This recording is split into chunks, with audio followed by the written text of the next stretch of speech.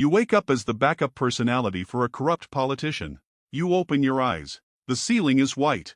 Too clean. Too expensive. You sit up slowly, and the first thing you notice is the suit. A charcoal gray suit, fitted perfectly to a body that isn't yours. But it is yours. Somehow. You walk to the mirror. The face staring back at you is on billboards. You've seen it on the news. On campaign posters stapled to telephone poles in 3 different cities. Senator Marcus Hale. But you are not Marcus Hale. You are what they built in case Marcus Hale ever stopped working. You are the backup. A knock at the door. Sir, you have a press conference in 40 minutes. You don't know what to say, so you say the only thing that makes sense. Give me 20. You sit back on the edge of the bed. There's a phone on the nightstand. Locked. A briefcase on the floor. Sealed. A note card tucked under the lamp. 3 words, handwritten in red ink. Don't improvise anything. A woman enters without knocking. Sharp eyes. Black blazer.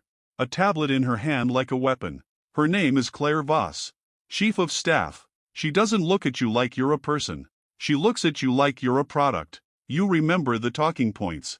You nod. Somehow, you do. It's like muscle memory that doesn't belong to you. Words, phrases, rehearsed lines all loading slowly, like a program booting up. That's exactly what you are. A program. Governor's infrastructure bill. You support it. No questions about the Alderton contract. No questions about the land acquisition in Milford County. If they push, you pivot to jobs. Always jobs. She hands you the tablet. A schedule. Back to back. 6 meetings before noon. A dinner at the Carlisle Hotel with 3 names you don't recognize but somehow know to smile at. You ask the only question that matters. Where is he? She doesn't flinch. Doesn't blink. Just straightens her blazer. Marcus is unavailable. That word sits wrong. Unavailable. Like he's on a call. Like he stepped out for coffee. Not like a man who has completely ceased to function and left you a secondary consciousness buried in his own mind to run his entire life. You pocket the note card. You pick up the briefcase. You walk out the door. The hallway is long and marble-floored and lined with staff who nod at you like you hung the moon. You nod back. You keep walking. Your legs know where to go even when your mind doesn't. The press conference is in the Westfield Civic Center. 3rd floor. Room 3B. 40 journalists and 6 cameras and 1 podium with the Senate seal on the front. You stand behind the curtain for 11 seconds. You count them. 1, 2, 3. Because counting is something you can control. Then you walk out. The cameras click like a swarm of insects. The lights hit your face. And something extraordinary happens. You perform. Not because you're brave. Not because you're prepared. But because somewhere deep in the architecture, Marcus Hale spent 15 years learning how to stand in front of a crowd and make them believe every single word. And that skill it transferred. You talk about infrastructure. You talk about jobs.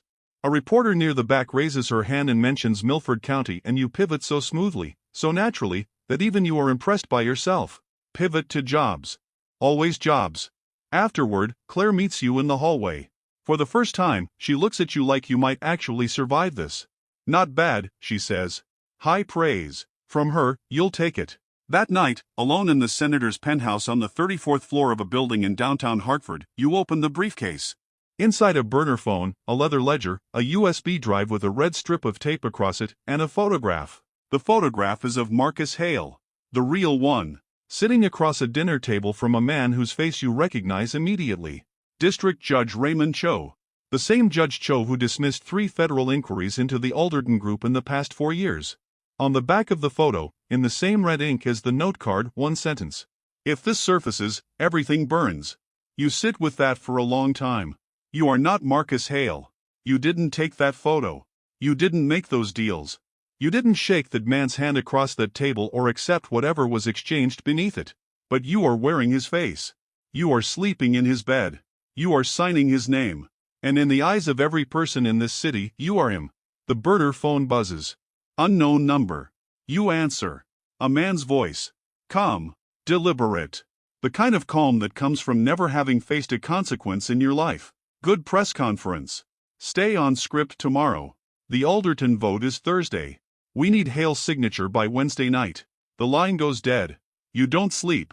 By day 3, you understand the shape of it. Marcus Hale didn't just take bribes. He built an entire ecosystem around them. A quiet, elegant machine with moving parts in City Hall, in the court system, in 3 different development firms, and in a non-profit called the Hartford Community Forward Initiative that has never once actually helped the Hartford community. You learn this slowly. In pieces. Through conversations you're not supposed to need explained. Through files that appear on the desk each morning. Through the way Claire briefs you on things that should be common knowledge but aren't. She knows. She has to know. But she never says it out loud. Nobody says anything out loud. That's the first rule of a system like this. Language is liability. Everything runs on implication and precedent and the quiet understanding that everyone in the room has too much to lose. By day 4, you have too much to lose too. Because you signed something on day 2 without fully reading it. A routine authorization, Claire said. Infrastructure committee approval. Routine.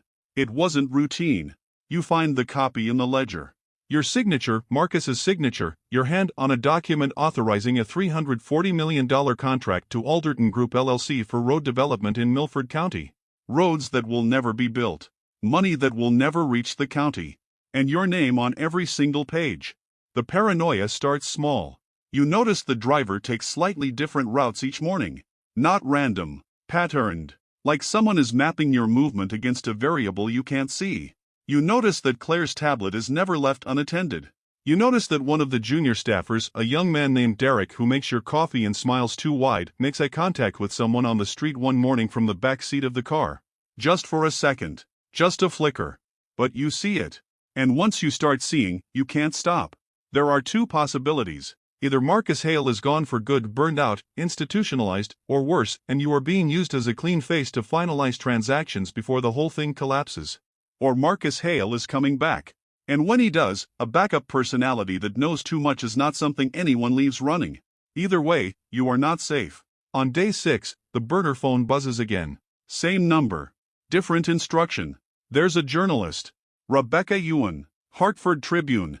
She's been requesting documents under FOIA for the Milford acquisition. She gets a meeting with Hale tomorrow.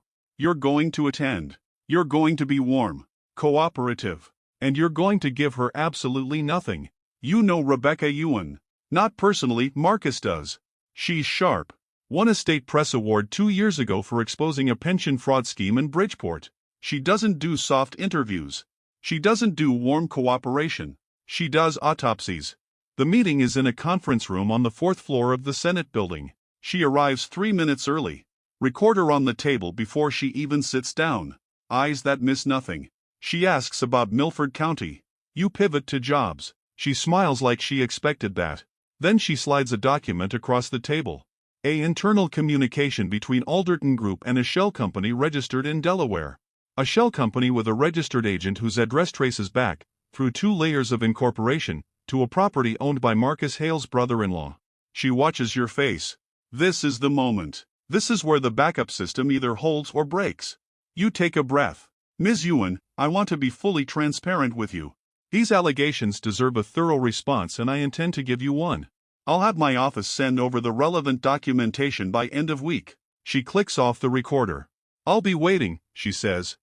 And the way she says it, quiet, patient, absolute, you understand that she has already written the story. She's just giving you enough rope to decide how it ends. That night you open the ledger again. You've been reading it in pieces. Careful. Slow. Learning the language of it. The numbers tell a story that even someone who never took $1 of this money can follow. 47 million redirected through the nonprofit over 6 years. 11 separate vendors, all connected, all fictional or dormant. 3 judges. 2 city councilmen. 1 state attorney general who you have personally shaken hands with at 2 separate fundraisers this week. The machine is enormous. And it is old.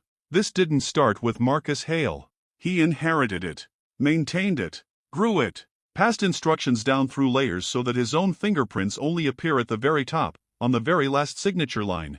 On the lines you've been signing. You think about Rebecca Ewan. You think about the fact that you have access to every single document in this building. You think about the USB drive with the red tape still sitting untouched at the bottom of the briefcase. You plug it in.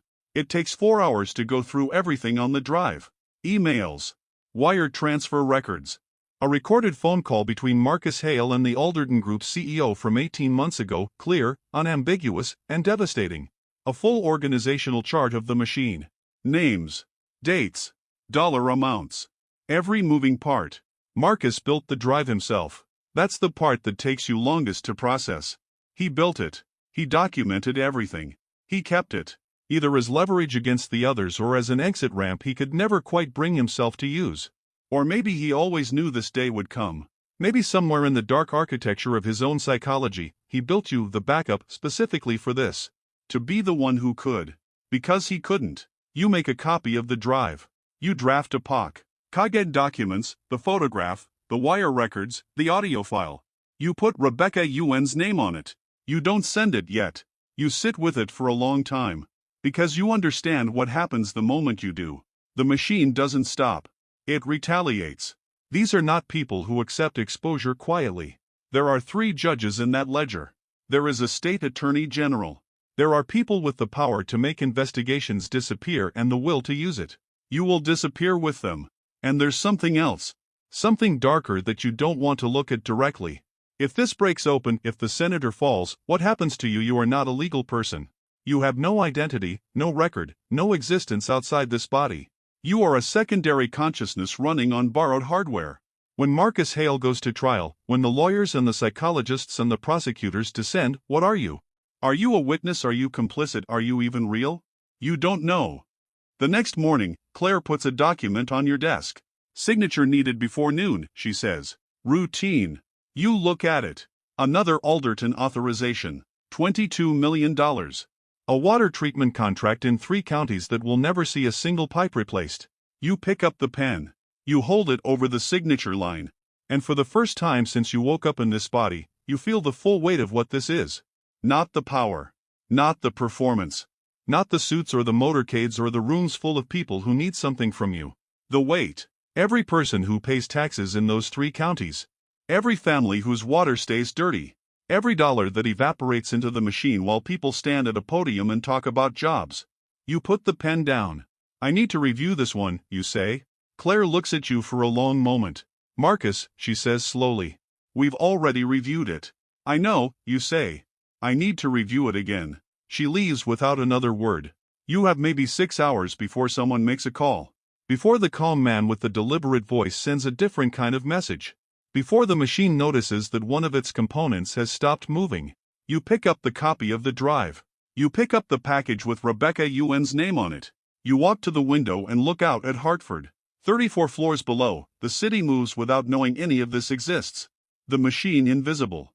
The weight distributed across millions of people who never agreed to carry it. You think about Marcus Hale. Wherever he is. Whatever broke in him. You think about the note card. Don't improvise anything. You put on your coat. You walk out of the office. You don't take the driver. You don't take the phone. You take the package, the drive, and the photograph, and you walk down 34 flights of stairs and out a side exit onto a street in downtown Hartford on a gray Tuesday morning. You find a payphone 3 blocks east. You call the Trib. You ask for Rebecca Yuen. She picks up on the second ring. It's Hale, you say. And then you stop. Because that's not right. That's not true. Actually, you say. It's not. A pause. Then who is it, she asks. You look up at the building. At the Senate seal above the entrance 4 blocks away. At the billboard with the face you're wearing, smiling down at a city it helped hollow out. I'm the part of him that couldn't keep doing it, you say. Meet me in an hour, she says. I'll bring coffee. You hang up. You stand on the sidewalk for a moment in a suit that doesn't belong to you, carrying secrets that were never meant to see daylight, wearing the face of a man who built a machine and then buried himself rather than stop it. The city moves around you. And for the first time since you opened your eyes in that too clean room, you move with it.